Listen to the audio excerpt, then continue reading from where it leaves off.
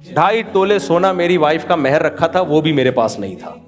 एक साहब ने कहा कर्जा ले लो, शादी कर लो, रिश्ता हाथ से निकल जाएगा। मैंने कहा अगर कर्जा ले लेके शादियां करनी है भिखारी बन के, तो मेरे शेख और मुर्शिद ने हमें समझाया कि जिसने मखलूक के सामने हाथ फैला लिया ना, जिंदगी भर ऐसा ही रहेगा।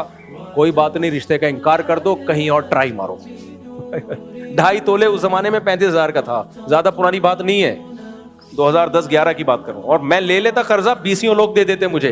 हमने कहा भिखारी बन के थोड़ी करना है, कोई माँ बीमार हो आदमी कर्जा लेता, अच्छा तीसरी शादी के लिए मैं कर्जे लूं लोगों से। मैंने कहा भाई ऐसे ही आपकी तरह मेरी हालत, जैसे अभी आप डिप्रेशन में नजर आ रहे हो ना, ये कंडीशन थी मेरी, कोई रिश्ता ही नहीं दे रहा था।